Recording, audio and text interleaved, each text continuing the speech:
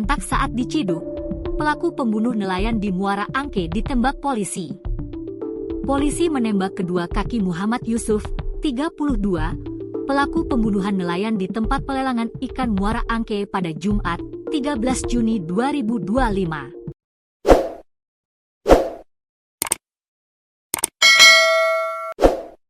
Yusuf yang merupakan residivis kasus pengeroyokan dan pernah 2 kali dipenjara itu ditembak lantaran memberontak ketika ditangkap aparat Satreskrim Polres Pelabuhan Tanjung Priok. Kasat Reskrim Polres Pelabuhan Tanjung Priok AKP I Gusti Ngurah Putu Krisha Narayana mengatakan, penangkapan terhadap Yusuf dilakukan pada Jumat sore alias kurang dari 12 jam setelah pembunuhan terjadi. Polisi sangat berhati-hati ketika membekuk yang bersangkutan. Pasalnya, catatan kriminal Yusuf membuatnya dipertimbangkan sebagai individu yang cukup berbahaya. Yang bersangkutan pernah dipenjara 2 kali atas kasus kepemilikan senjata tajam dan pengeroyokan. Jadi pada saat kita tangkap, di situ memang ada kekhawatiran kami terkait dengan pelaku ini memiliki histori residivis ya, di mana di tahun 2020, pelaku ini sempat masuk penjara kasus kepemilikan senjata tajam, ungkap Murah di Mapolres Pelabuhan Tanjung Priok, Jakarta Utara, Sabtu, 14 Juni 2025. Kemudian di tahun 2022 sempat masuk penjara lagi terkait kasus pengeroyokan, terlebih lagi kekhawatiran kami dia masih menyimpannya namanya sajam ataupun badik yang dipakai untuk menusuk korban, sambungnya. Ketika polisi membekuk Yusuf dari tengah jalanan di kawasan Pluit, pelaku memberontak dan sempat melawan.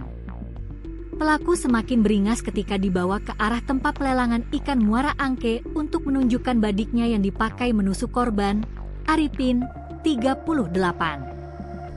Saat itulah polisi memutuskan untuk menghadiahi timah panas di kedua kaki pelaku untuk membuatnya kembali tak berkutik.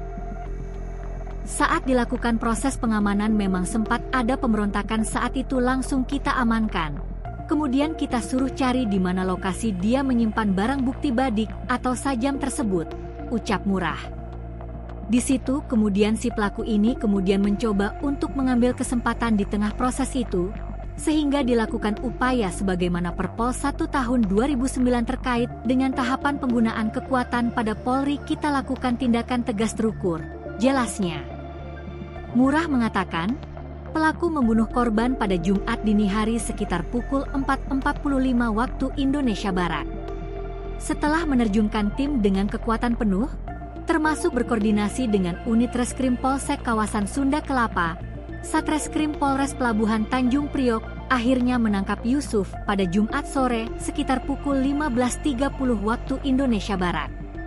Yusuf ditangkap setelah polisi melakukan serangkaian penyelidikan, termasuk menemui keluarga dan kerabat pelaku untuk memancingnya keluar dari tempat persembunyian.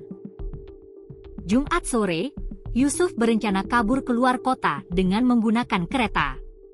Menerima informasi itu, polisi segera membuntuti Yusuf dan membekuknya di tengah jalan di kawasan Pluit.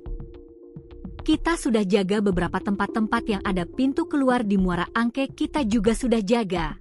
Kemudian ketika ada ciri-ciri yang sama, pada saat itu kita pancing keluar sampai dengan pelaku kita dapatkannya di kawasan Pluit, ungkap Murah.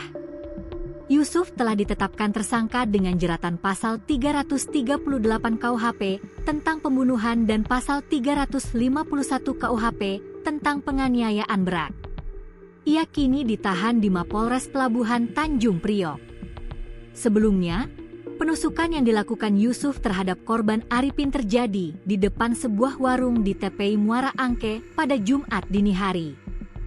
Penusukan ini dilandasi dendam lama yang disimpan Yusuf terhadap Arifin terkait masalah asmara. Yusuf yang merupakan residivis kasus pengeroyokan sempat ditahan pada tahun 2022 lalu.